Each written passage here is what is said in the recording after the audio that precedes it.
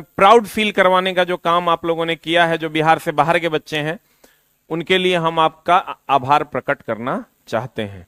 तो आप उम्मीद करेंगे कि सारे जो भी बच्चे बिहार से बाहर के हैं वो 4 बजे जरूर आएंगे। और भी कुछ लोग आ रहे हैं, और एक सेशन हम लोग लेने वाले हैं 40 से 45 मिनट का, जिसमें हम लोग कुछ चर्चाएं भी करेंगे।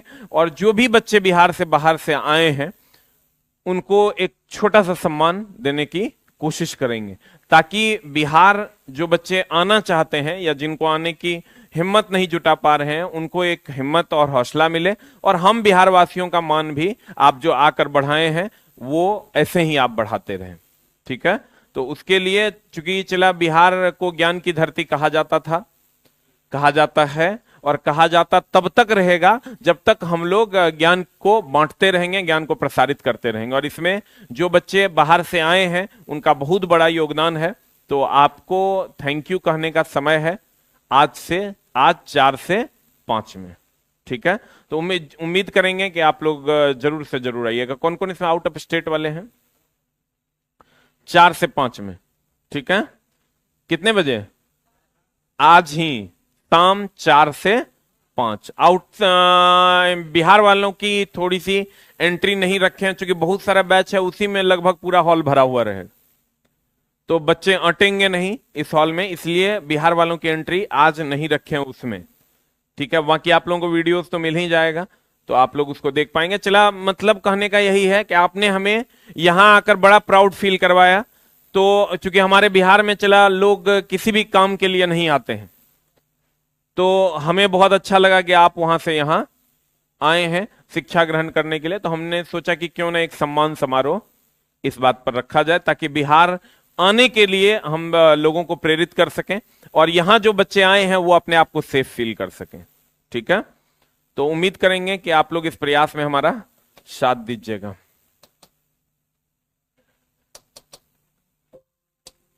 एक बार चला आउट ऑफ स्टेट से जो बच्चे आए हैं उनके लिए एक जोरदार ताली हो जाए। ठीक है, शुरू करें। कहां तक पहुंचे थे हम?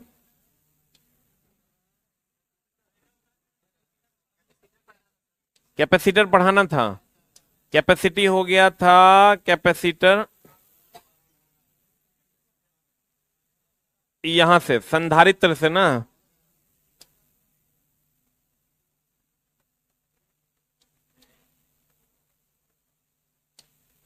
संधारित्र की अगर हम बात करें, चला संधारित्र बोले तो यहां कंडेंसर से है।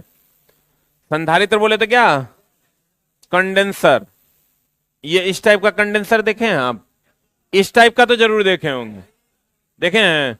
गोल टाइप का देखे हैं आप? पंखा में देखे हैं कंडेंसर? उसी को कैपेसिटर या कंडेंसर कहते हैं।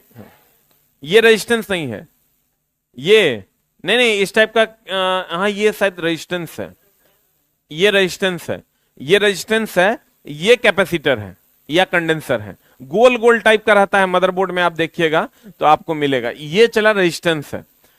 इसमें भी अलग अलग टाइप का होता है, तो इस पर हम लोग विचार करने वाले हैं इस कक्षा में। अब मामला क्या है, चला जैसे कभी पंखा उंखा देखे हैं खराब होते हुए रेलवे वगैरह में? देखे हैं? रेल का पंखा कभी खराब होते हुए देखे हैं? नहीं देखे हैं? अरे पंखा में कभी ऐसे कलम मार के चलाए हो? तो चला, कलम मार के जो चलाए हो तो आप कभी, एक मामला क्या है कि किसी भी पंखा को जब वो चलने लगेगा, आज जब चलाना है, अगर चलाना है तो 10 टॉर्क 15 न्यूटन मीटर का बल टॉर्क लगेगा, तो चलाते रहने में 10 न्यूटन मीटर का टॉर्क लगेगा। मतलब 1.5 गुना ज्यादा बल लगाना पड़ता है चलाने में। एक बार जब चल गया तब फिर उसमें कम बल में भी वो चलते रहे। बल नहीं, बल आघूर्ण कहिए। बल वह भौतिक राशि है जो किसी वस्तु को घूर्णन गति में ला देता है। अब बल आघूर्ण वह भौतिक राशि है जो किसी वस्तु को घूर्णन गति में लाता है। अब बल वह भौतिक राशि है जो किसी वस्तु को रेखीय गति में लाता है। बल और बल आघूर्ण में क्या अंतर है? यही ना अंतर है। बल किसी वस्तु को रेखीय गति में लाता है, अब बल आघूर्ण किसी वस्तु को कौन गति में लाता है? बोलो ना रे। अब चला गौर फरमाइएगा, तो अगर अगर अगर ये पंखा पर में एक बल्ब लगाते हैं, आप कैपेसिटर खोल दीजिए, कंडेंसर जो लगा हुआ है, और पंखा में डायरेक्ट लाइन दीजिए, डायरेक्ट लाइन दीजिएगा नहीं चलेगा। हाँ, लेकिन फिर एक बार इसे धक्का दे दीजिएगा तो चलने लगेगा। करके देख लीजिएगा। तो चला, वही धक्का देने का काम जो है ना वो कंडेंसर करता है। वो धक्का देने का काम कौन करता है? कंडेंसर। तो वो चला, धक्का देने का काम किससे करेगा? एक्स्ट्रा विद्युत धारा सप्लाई करता है। अब एक्स्ट्रा विद्युत धारा सप्लाई तब ना करेगा जब वो स्टोर करके रखेगा। बोलन रे, स्टोर क्या होता है आपको पता है? डीसी की एसी? एसी डीसी करंट को ही हम स्टोर कर सकते हैं, एसी करंट को हम स्टोर नहीं कर सकते। तो प्यारे बच्चों, अगर मान लीजिए कि कैपेसिटर, अब कैपेसिटर एसी फैन में होता है कि डीसी फैन में, कि दोनों में? तो कहेंगे दोनों में। एसी फैन में भी होता है, डीसी फैन में। और कैपेसिटर डीसी को स्टोर करता है और एसी को अपने से जाने देता है। किसको स्टोर करता है? किसको जाने देता है? अच्छा बताओ, ये जो पंखा है ये एक प्रकार का मोटर है। पंखा एक प्रकार का क्या है? तो मोटर है। चला, तो ये अगर चलेगा तो ये गतिज डिवाइस है कि स्थैतिक डिवाइस? देखो, एक होता है गति डिवाइस जिसमें गति होता है, एक होता है स्थैतिक डिवाइस जो अस्थिर रहता है। गति डिवाइस में आ गया आपका मोटर, जनरेटर। स्थैतिक डिवाइस में आ गया आपका ट्रांसफार्मर। ट्रांसफार्मर चलता है क्या? अस्थिर रहता है। कैपेसिटर चलता है कि अस्थिर रहता है? पक्का ना? तो चला बताओ, कैपेसिटर स्थैतिक युक्ति है कि गतिज युक्ति है? आप विद्युत धारा दे दिए, जैसे ये बेंच, ये कुर्सी है, तो ये स्थैतिक युक्ति है। इसमें करंट दे देंगे तो ये विद्युत स्थैतिक युक्ति है। अभी अगर ये हम बेंच की, कुर्सी की बात करें तो ये स्थैतिक युक्ति है। कौन युक्ति है? और अगर इसमें करंट दे दिए तब विद्युत स्थैतिक युक्ति है। बोलो न रे। तो अब चला, गौर फरमाइएगा, स्थैतिक युक्ति वह युक्ति है जो अस्थिर है। अब विद्युत स्थैतिक युक्ति वह युक्ति है जिसमें करंट दिया और वो अस्थिर है। समझ में आ रहा है? तो चला जी, कहने का मतलब यह हुआ कि विद्युत स्थैतिक युक्ति वह युक्ति है जिसमें विद्युत धारा दिया और वो अस्थिर है। तो आपका जो कैपेसिटर है इसमें करंट दे रहे हैं कि नहीं दे रहे हैं? इसका मतलब ये विद्युत स्थैतिक युक्ति है कि गतिज युक्ति है? अरे ये गति में थोड़े रहती है, तो अस्थिर रहती है। तो अब चला, गौर फरमाइएगा, कहते हैं ये एक विद्युत स्थैतिक युक्ति है। यह डीसी को अपने में स्टोर करती है और एसी को क्या करती है? जाने देती है। बोलो न रे। और कैपेसिटर अलग अलग टाइप के होते हैं।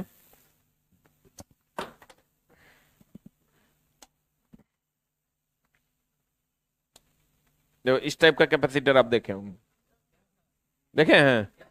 पंखा में यही लगल है, ये पैरेलल प्लेट कैपेसिटर। कहता है देखिए, आप कैपेसिटर एसी फैन में भी होता है और डीसी फैन में। कहता है ये एक ऐसी व्यवस्था है जिसके द्वारा आवेश की उपयुक्त मात्रा को क्या किया जाता है? एकत्रित किया जाता है। आवेश के उपयुक्त मात्रा को क्या किया जाता है? एकत्रित किया जाता है। संधारित्र एसी तथा डीसी दोनों पर कार्य करता है। अगर हम कैपेसिटर की बात करें चला, तो एसी पर भी काम करता है और डीसी पर। यह डीसी को रोकता है और एसी को रोक पाएगा कोई? एसी को आप स्टोर नहीं कर सकते हैं, एसी को जाने देता है। बोलो न रे। अब चला, यही कैपेसिटर है आपका, ये यहां पर ये कैपेसिटर है आपका, पैरेलल प्लेट कैपेसिटर कहते हैं इसको। ठीक है? इसके अंदर जो है ना ऐसा ही अरेंजमेंट होता है। ये कैपेसिटर है आपका, इस टाइप का भी देखे होंगे आप, इस टाइप का भी कैपेसिटर देखे होंगे, इस टाइप का भी कैपेसिटर रहता है। फिर कहते हैं चला, समानांतर प्लेट संधारित्र, पैरेलल प्लेट कैपेसिटर। अभी क्या होता है, गौर फरमाइएगा। पैरेलल प्लेट कैपेसिटर में दो प्लेट एक दूसरे के पैरेलल होते हैं।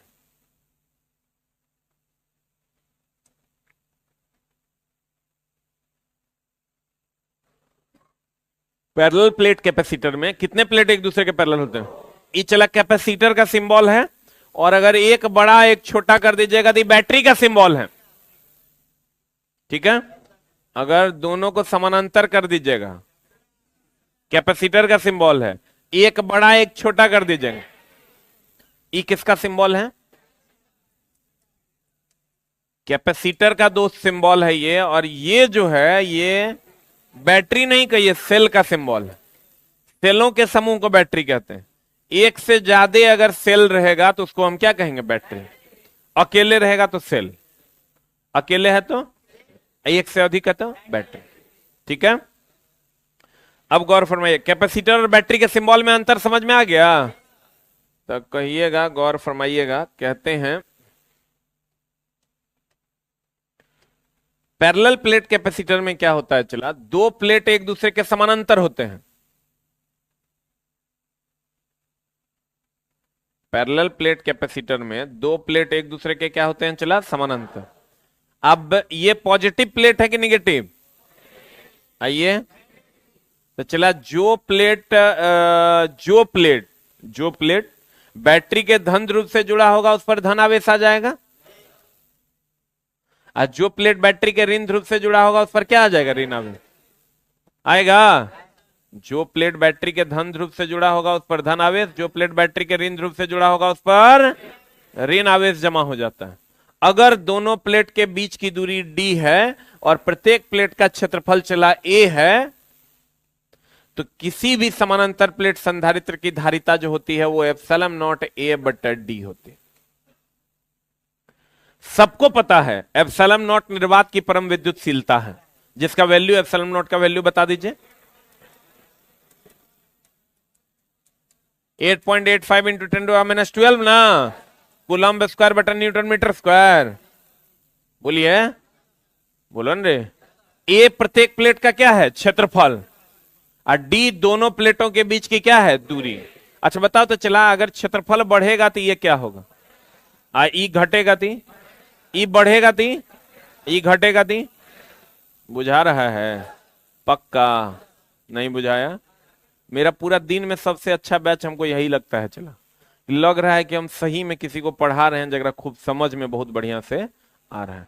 बाकी और जो बैचेस हैं उसमें भी सब कुछ ठीक है, लेकिन वो वाली फीलिंग जो होती है ना, फीलिंग का एक कनेक्शन होता है, वो नहीं बन पा रहा है। तो इसलिए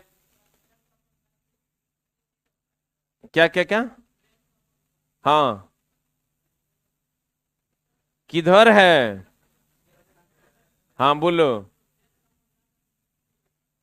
डीसी से एसी मतलब? अरे छोटा, ट्रेन का पंखा डीसी फैन लगा हुआ होता है, इसीलिए तो घर में लाके चलाओगे तो नहीं चलेगा। ट्रेन का बल्ब भी आप घर में ले जाके जलाइए, नहीं जलेगा, सब डीसी सप्लाई हो। ठीक है, बोलो न रे। क्या चीज चले? हाँ चलेगा।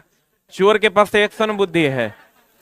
आप देखो, चला, कहते हैं सी बराबर epsilon not a by D है। सी बराबर epsilon not a by D है, तो ए बढ़ेगा तो सी बढ़ेगा, ए घटेगा सी घटेगा, डी बढ़ेगा तो सी घटेगा। यानी प्लेट के बीच की दूरी बढ़ेगी तो धारिता, प्लेट के बीच की दूरी बढ़ेगी तो धारिता घटेगी ना। हो क्लियर है? अब गौर फरमाइएगा, कहते हैं इसमें समान धातु और समान क्षेत्रफल के दो प्लेट एक दूसरे से डी दूरी पर रखे जाते हैं। ठीक है, समान धातु और समान क्षेत्रफल के दो प्लेट, ये दो प्लेट एक दूसरे से कितना दूरी पर? डी दूरी पर रखे जाते हैं। देखिए, ये पैरेलल प्लेट कैपेसिटर है, इस समान क्षेत्रफल का दो प्लेट एक दूसरे से कितना दूरी पर है? डी दूरी पर रखा जाता है। ये दो प्लेट है जो एक दूसरे से कितना दूरी पर है? डी दूरी पर। तो फॉर्मूला हो जाएगा सी बराबर epsilon not a by D होगा।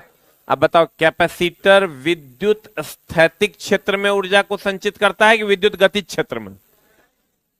संधारित्र की धारिता निम्न तथ्यों पर निर्भर करेगी। बता, धारिता तो तीनों चीज पर निर्भर करेगा, एप्सिलॉन नॉट पर, ए पर और डी पर। तो कहता है संधारित्र के सतहों के क्षेत्रफल ए पर, संधारित्र के दोनों प्लेट के बीच की दूरी डी पर, और दोनों प्लेट के बीच के माध्यम एप्सिलॉन नॉट पर। बोलो। अब कहते हैं चला पराविद्युत स्थिरांक।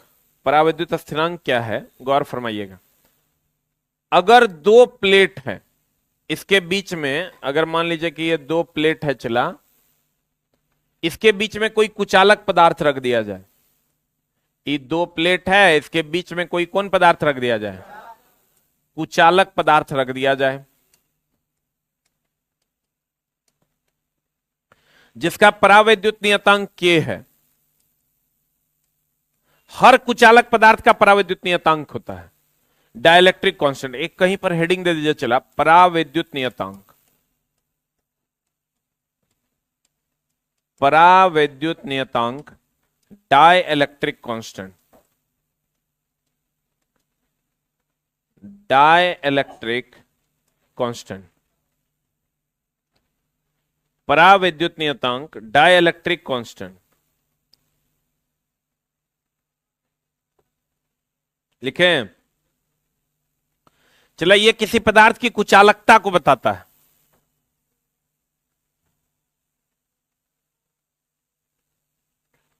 परावैद्युत नियतांक डाइलेक्ट्रिक कांस्टेंट लिखें, लिखेगा यह किसी पदार्थ की,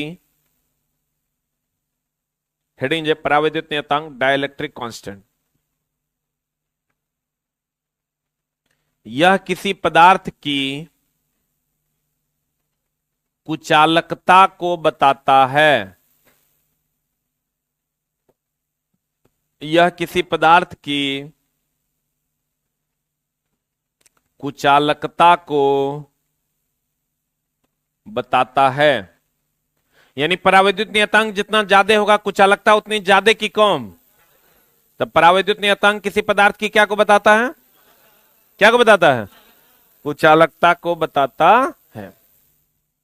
अब गौर फरमाइएगा, अगर मान लीजिए कि ये कोई समानांतर प्लेट संधारित्र है और इसके बीच में कोई कुचालक पदार्थ रख दिया गया, तब परावैद्युत नियतांक उस कुचालक पदार्थ का अगर मान लेते हैं K है,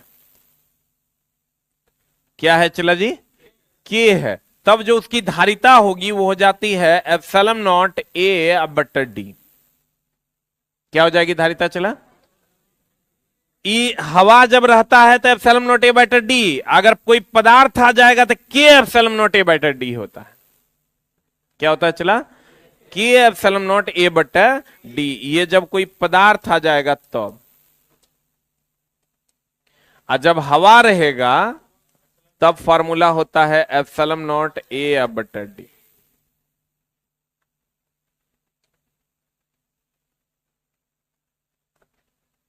ठीक है, एक मिनट रुक रुक रुक, लिखल है, बर्दाश्त कर।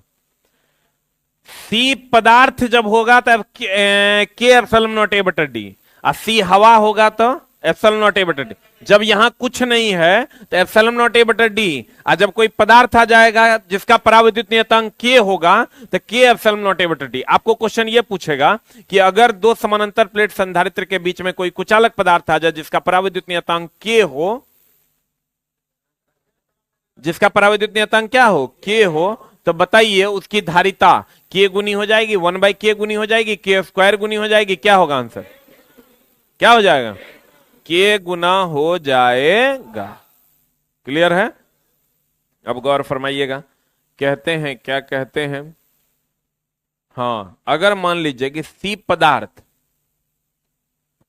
पदार्थ जो है वो चला होता है K एप्सिलॉन नॉट A बटा D, और C जब हवा है तब फॉर्मूला होता है एप्सिलॉन नॉट A बटा D।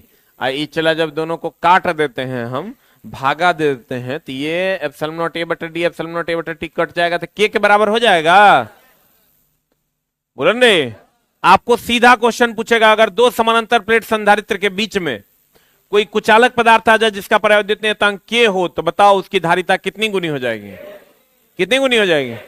K गुनी हो जाएगी। कहता परावैद्युत डाइलेक्ट्रिक कांस्टेंट, जब दोनों प्लेटों के बीच कोई कुचालक पदार्थ रखा हो तब संधारित्र की धारिता, और जब दोनों प्लेटों के बीच हवा या निर्वात रखी हो तब संधारित्र की धारिता का अनुपात उस पदार्थ का परावैद्युत स्थिरांक यानी क्या कहलाता है? K कहलाता है। परावैद्युत स्थिरांक यानी K ना, K कहलाता है, यानी C पदार्थ बटे C हवा। अब कहता है किसी वस्तु का परावैद्युत स्थिरांक हमेशा 1 से अधिक होगा कि 1 से कम होगा? अगर दोनों समानांतर प्लेटों के बीच रखे कुचालक पदार्थ का परावैद्युत नियतांक या विभव K हो तो उसकी धारिता कितनी गुनी हो जाएगी? कितनी गुनी हो जाएगी? आज चला 1 पिको फेराड, पिको बोले तो 10⁻⁻12 ना, जैसे माइक्रो होता है 10⁻⁻6, वैसे ही पिको होता है 10⁻12। अब पंखा के लिए कितना माइक्रोफेराड से हम लोग यूज करते हैं? पंखा के लिए हम लोग 2.5 माइक्रोफेराड या 1.5 माइक्रोफेराड का प्रयोग करते हैं। कितना कितना? 2.5 माइक्रोफेराड या 1.5 माइक्रोफेराड। अब आते हैं संधारित्रों का समूहन। संधारित्रों का समूहन भी 2 प्रकार का होता है। चला, एगो श्रेणी क्रम, एगो समानांतर।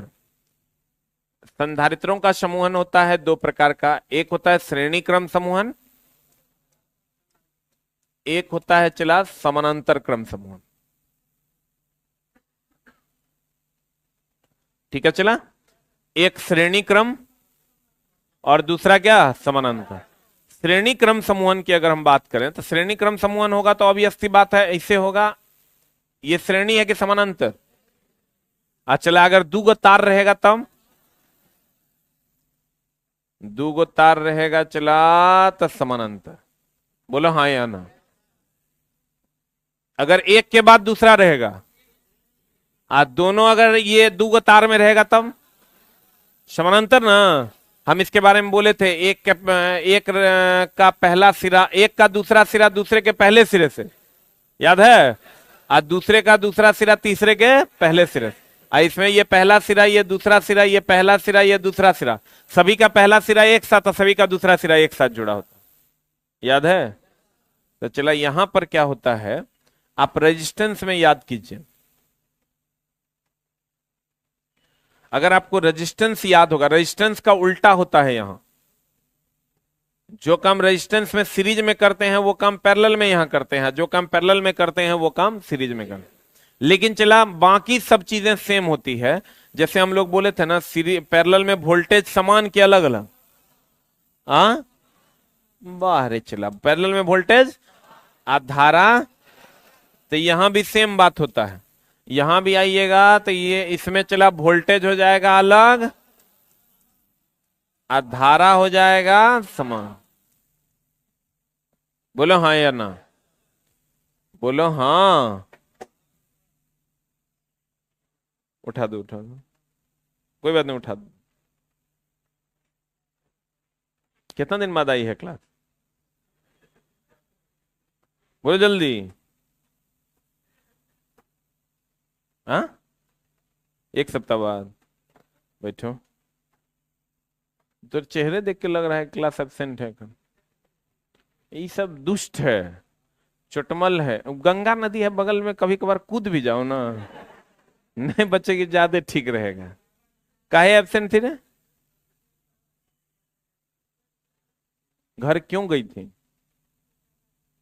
दादाजी चले गए? बैठो, दादो दादी बड़ा परेशान करते हैं। मरना उड़ना है तो पहले मर जाओ, क्या इतना लेट करते हैं? मेरे दादाजी, हम जन्म लिए थे उससे पहले मर गए थे। दादी भी कुछ दिन पहले। दादी जब मरी न चला, तो जिस दिन मरी तो हमको पता चला, भोर में 4 बजे दादी मर गई। तो हम 6-7 बजे यहां से गाड़ी पकड़े, गए, 12 बजे जला दिए। जला के फिर 6 बजे जो है 6-7 वाला क्लास ले लिए। 300 किलोमीटर है यहां से मेरा घर, 5.5 घंटा लगता है एग्जैक्ट। बस आग पड़ा, ये नहीं कि आग पड़ गया तो अब बैठ के देख रहे हैं कि अब जल रही है दादी। आग पड़ा, अब जलवे करेगी, अब तो लग गया, अब तो जाएगी वो। 6 बजे आए, बढ़िया से क्लास लिए चला। मौत फिक्स है, सबको मरना है, तो उस पर बहुत ज्यादा आंसू बहाने का चीज नहीं है। जो चला गया it's okay, tata bye bye.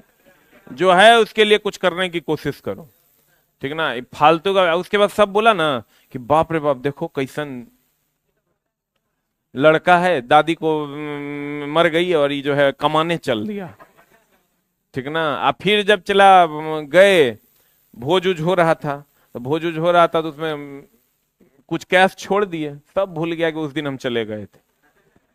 सब बोला नहीं नहीं, दादी का असली पोता यही है।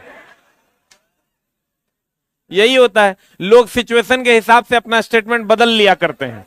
ये तो हमारा बहुत पहले से बढ़िया से पता था, ठीक ना? जैसे गए तो सब पैसा उसा का बात कर रहा था, तो हम बोले ठीक है, इतना पैसा मेरे तरफ से भी रहेगा, जितना वो लोग सब मिला के दिया। उतना दे दिए। तो बोला नहीं ना, दादी के रियल पोता यही है, ठीक ना, और कोई पोता तो बस समझो नाम का था खाली, दादी का रियल पुण्य यही लिया है। हम बोले हाँ ये बात हुआ, ठीक ना। तो ये सब चला फाल, क्या हम बोले, हम चला बहुत स्ट्रिक्ट है इस सब मामले में। बाबूजी का एक बार टांग टूट गया था, पैर टूट गया, हम पढ़ रहे थे वहां काम उड़ीसा में, तो पढ़ रहे थे तो फोन गया हमको कि मेरे पास फोन उन मम्मी पापा का गांव की किसी भी घटना या दुर्घटना के लिए, घटनों के लिए नहीं आता है और दुर्घटना के लिए भी नहीं आता। किसी का ब्याह है तो हमको फोन नहीं आएगा, क्योंकि पता है सबको कि हम नहीं आएंगे, पहले सबको पता है कि अगर कोई मर गया तब भी नहीं आएंगे। इसलिए मम्मी पापा हमको कुछ बतेबे नहीं करते हैं कि जब हम यहां से घर जाते हैं तो हिसाब लेते हैं कि कर ब्याह हुआ, केकरा धिया पुता हुआ, के मर गए। तब पता चलता है वो सुदामा मर गया, अमित मर गया, संदीप के पप्पा मर गया, ओकर बियाह हो गया, ओकरा धिया पुता हो गया, ठीक ना। पता कर लेते हैं, सब चीज का पता चल जाता है। अच्छा ये माइनस है, ये प्लस है, अपना चल रहा है। अरे चला उस मोह माया में अगर दिमाग लगाओगे ना तो कभी तुम पापा का पैर टूट गया था ना, हम सब बोला बाप रे कैसन बेटा है, पापा का पैर टूट गया घर नहीं आ रहा है। हम लोग पैरेन टूटा है, टांग तो नॉर्मल केकरो टूट जाता है, अब फिसल गए होंगे, टूट गया ठीक हो जाएगा, वहां जाके हम की करेंगे, डॉक्टर इलाज करेगा। एक बात तुम समझ लो, चला ये दुनिया सिर्फ उसी को रिकॉग्नाइज करती है जो अपने जीवन में स्ट्रिक्ट डिसीजन लेता है। और स्ट्रिक्ट डिसीजन लेना पड़ेगा, वो चाहिए नहीं, लेना पड़ेगा, नहीं तो चला मामला फंस जाएगा, तब तुम भीड़ का हिस्सा बन जाओ। नहीं तो भीड़ का हिस्सा नहीं बनना है तो एकदम स्ट्रिक्ट डिसीजन। यहां तो हमको लगता है कि कहता है कि दोस्त के बहन के बियाह है उसमें जा रहे हैं, हम तो दोस्त मर जाए तो ना जाए, हम मर गया तो 5 में से कह देंगे एक दोस्त माइनस हो गया, दोस्त के बहन के बियाह में जाएंगे।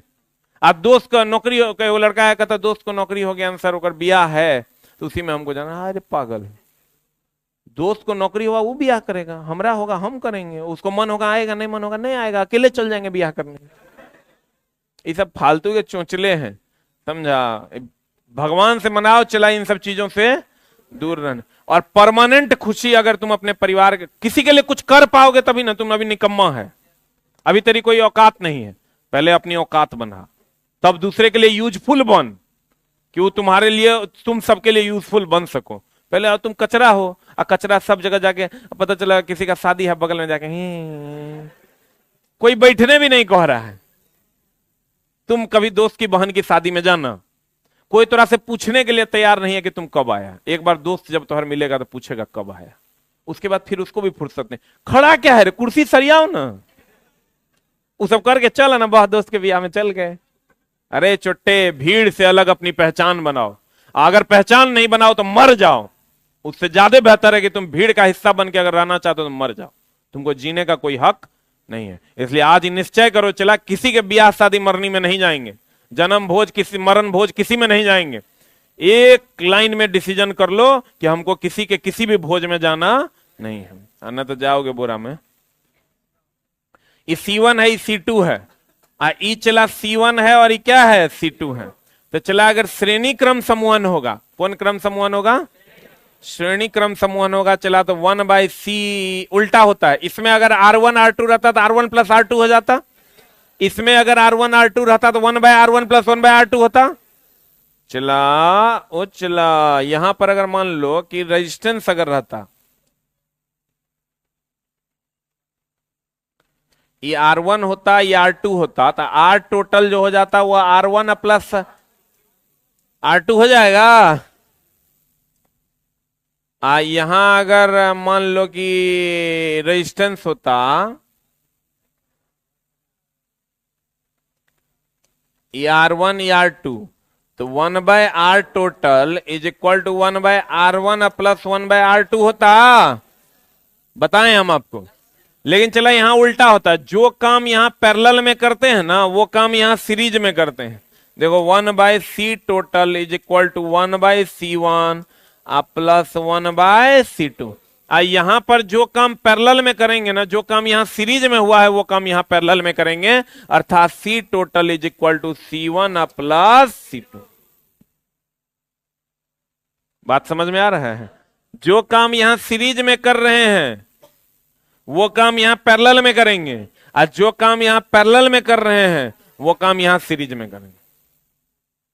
बोलवे नहीं करेगा। तो हम, मेरे कहने का मतलब यह हुआ कि श्रेणी क्रम में जो है वोल्टेज अलग अलग होगा, धारा समान, और समानांतर में वोल्टेज समान होगा, धारा अलग अलग। इसका समतुल्य प्रतिरोध हम बोले रेजिस्टेंस का उल्टा कि सीधा। अब चला गौर फरमाइएगा। संधारित्रों का समूहन दो प्रकार से किया जाता है, एगो श्रेणी में, एगो समानांतर में। श्रेणी क्रम में इस प्रकार के में पहले संधारित्र का दूसरा सिरा देख लो, ये चला पहले संधारित्र का पहला सिरा दूसरा सिरा, पहला सिरा दूसरा सिरा। तो पहले संधारित्र का दूसरा सिरा दूसरे संधारित्र के पहले सिरे से है, पहले संधारित्र का दूसरा सिरा दूसरे संधारित्र के पहले सिरे से, तथा दूसरे संधारित्र का दूसरा सिरा दूसरे संधारित्र का दूसरा सिरा तीसरे संधारित्र के पहले सिरे से होगा, बोलेंगे, से जुड़ा होता है, और यही क्रम आगे भी जारी रहता है। देखिए ये यही क्रम, ये पहला सिरा, ये दूसरा सिरा, ये पहला, ये दूसरा, ये पहला, ये दूसरा। देखो पहले संधारित्र का दूसरा सिरा दूसरे के पहले से, और दूसरे संधारित्र का दूसरा सिरा तीसरे के पहले से जुड़ा होगा। अब चला मान लेते हैं ये C1 C2 C3 है, तो बताइए इसका समतुल्य जो निकलेगा 1/C is equal to 1/C1 plus 1/C2 plus 1/C3 होगा। इस प्रकार के समूहन में धारा समान, अब वोल्टेज अलग अलग होता है। अब फिर आ जाइए समानांतर में। समानांतर में क्या होगा, चला इस प्रकार, ये तो चला रेजिस्टेंस का समानांतर है। समानांतर अगर होगा तो ऐसा ना होगा हो,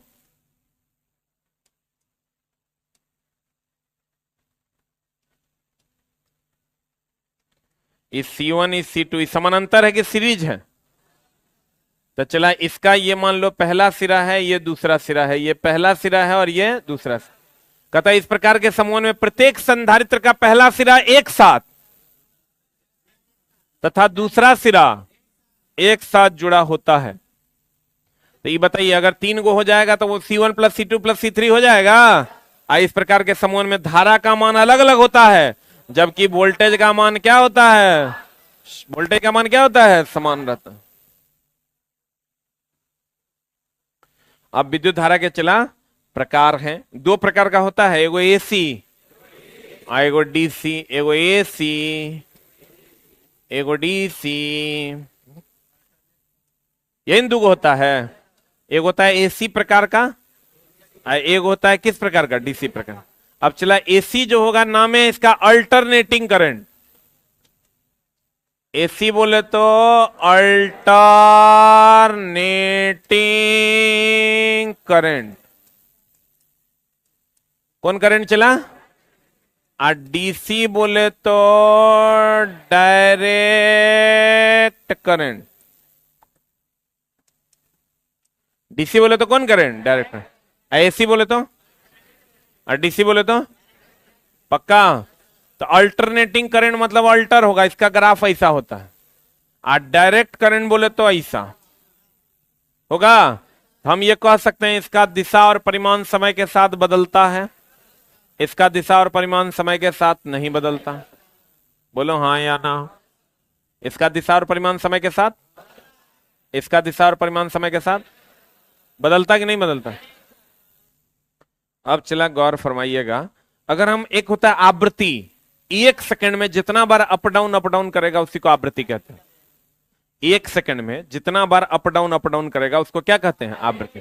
तो ई देखो अप डाउन कर रहा है, लेकिन ई अप डाउन कर रहा है, तो इसका जो फ्रीक्वेंसी है वो 0, इसकी जो फ्रीक्वेंसी है भारत में चला वो 50 हर्ज है। इसमें प्लस माइनस 3% की क्या है, छूट। यानी भारत में जो AC है वो 1 सेकंड में 50 बार अप डाउन करता है, बोलन रे।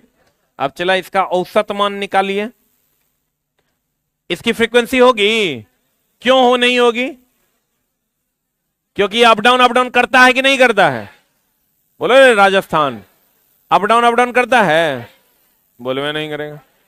आज छोटका राजस्थानी नहीं आया है, नहीं कल तो था, GD का एग्जाम में गया है, अच्छा।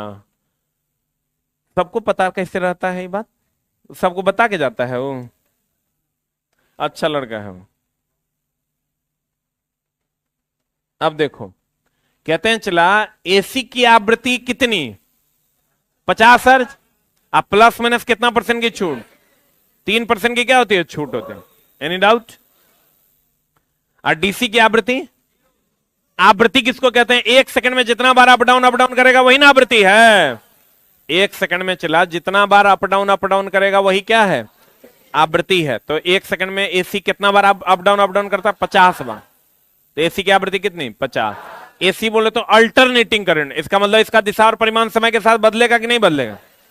और डीसी बोले तो डायरेक्ट करंट हो, तो डायरेक्ट करंट का दिशा और परिमाण समय के साथ नहीं बदलेगा। पक्का बोलो न रे। बताओ चला नाभिक में कौन होता है, इसके चारों तरफ कौन चक्कर लगा। अब बताओ विद्युत धारा का प्रवाह इलेक्ट्रॉन के कारण की प्रोटॉन की न्यूट्रॉन, इलेक्ट्रॉन के कारण ना। और जाओ दादी की मरनी में खाली बॉन्सरे होगा अभी। इलेक्ट्रॉन के कारण की प्रोटॉन के कारण की न्यूट्रॉन। अच्छा बताओ, पहली बार वस्तुओं को आवेशित करने की प्रक्रिया थेल्स ने बताई, लेकिन धन और ऋण शब्द का प्रयोग किसने किया, बेंजामिन फ्रैंकलिन ने किया। अच्छा बताओ, इलेक्ट्रॉन पर माइनस चार्ज की प्लस चार्ज, अब प्रोटॉन पर और न्यूट्रॉन पर कोई चार्ज होता है, न्यूट्रॉन पर कोई चार्ज नहीं। Any doubt? इलेक्ट्रॉन पर, प्रोटॉन पर, न्यूट्रॉन पर। अच्छा बताओ, प्रोटॉन पर प्लस चार्ज, न्यूट्रॉन पर कोई चार्ज नहीं, तो नाभिक जो है वो धन आवेशित की ऋण आवेशित, धन आवेशित, सही है ना। इलेक्ट्रॉन के कारण ही ना विद्युत धारा का प्रवाह होता है। लेकिन चला बताओ, विद्युत अपघट्य में जो है वो NaCl होता है, तो Na प्लस Cl माइनस। विद्युत अपघट्य में इलेक्ट्रॉन के कारण की प्रोटॉन के कारण की आयन के कारण। पक्का पक्का। ओम का नियम अर्धचालक पर लागू, ओम का नियम है V समानुपाती I, यानी V बराबर I R। बोलो न रे। प्रतिरोध रुकावट है जबकि चालकता सपोर्ट है। बोलो। प्रतिरोधों में का समूह 2 प्रकार का, एक श्रेणी एक समानांतर। श्रेणी क्रम में धारा का मान समान, वोल्टेज अलग अलग। समानांतर में वोल्टेज समान, धारा अलग। क्लियर है? अब चला जी, अगर हम थोड़ा और आगे बढ़ते हैं तो आपको हम पढ़ाए थे आवेश के प्रवाह की दर को ही ना विद्युत धारा कहते हैं। इसका यूनिट हो जाएगा कूलम बटा सेकेंड, कूलम पर सेकेंड यानी एम्पियर ना। बोला हो राजा? क्लियर है? धारा एक अदिश राशि है। धारा क्या है? अब V बराबर होता है चला W बाई क्यू। एकांक धनावेश को अनंत से विद्युत क्षेत्र के अंदर लाने में किए गए कार्य को विभव कहते हैं। अब पैरेलल में वोल्टेज, पैरेलल में वोल्टेज, पैरेलल में वोल्टेज, पैरेलल में वोल्टेज। अच्छा बताओ, कैपेसिटर स्थैतिक युक्ति है कि गतिज युक्ति? इसमें चार्ज स्टोर होता है, डीसी की एसी। यह एसी डीसी दोनों पर काम करता है। C बराबर होता है एप्सिलॉन नॉट A बटा D। अगर कोई कुचालक पदार्थ आ जाएगा तो K एप्सिलॉन नॉट A बटा D, K epsilon not A बटा D। बोलवे नहीं करेगा। K पराविद्युत नियतांक है। पराविद्युत नियतांक कुचालकता के बारे में बताता है। जिसका पराविद्युत नियतांक जितना ज्यादा होगा कुचालकता उतनी ज्यादा। बोलो रे। कैपेसिटर का भी समूह 2 प्रकार का, एक श्रेणी में और समानांतर में। श्रेणी में एक के बाद दूसरा होगा, एक तार होगा कि 2 तार होगा, और समानांतर में। क्लियर है? पक्का। आप बताओ, किसी भी पृथ्वी की जो कैपेसिटी होती है कितनी होती है? गणना करने पर कितना? 711 माइक्रोफैराड। और पृथ्वी का वोल्टेज कितना? 0। पृथ्वी का विभव कितना? आधारिता अनंत। धारण करने की क्षमता अनंत ना है। अब विभव कितना? 0। अब बताओ, अगर बिजली चमकती है तो कार के खिड़की और दरवाजे बंद कर लेने चाहिए, तब वो गोलाकार चालक की तरह व्यवहार करेगा। गोलाकार खोखला चालक की तरह व्यवहार करेगा तो उसके अंदर विद्युत क्षेत्र की तीव्रता कितनी हो जाएगी? कितनी? आज बताओ, साबुन के बुलबुले को धन या ऋण आवेश देंगे तो उसके सतह पर जमा हो जाएगा, तो उसका आकार बढ़ेगा कि घटेगा? बढ़ेगा कि घटेगा? बढ़ेगा कि घटेगा? पक्का याद आ रहा है? नहीं। अच्छा बताओ चला ईमानदारी से, एक होता है तीव्रता, एक होता है तारत्व। तो हम बोले थे ध्वनि की तीव्रता जो है वो आवृत्ति पर निर्भर करता है कि आयाम पर। ध्वनि की तीव्रता जो है, बढ़िया सोच के बताना, ध्वनि की तीव्रता, पहला ऑप्शन तीव्रता किस पर निर्भर, पहला कि दूसरा, किस पर, आयाम पर निर्भर करती है मेरे दोस्त, और तारत्व जो है वो आवृत्ति पर। आज बता दो, ये है ए, ये है बी, मोटा पतला होना तीव्रता की तारत्व, एक की दो, पक्का। कम दूर अधिक दूर जाना तीव्रता ना, पक्का।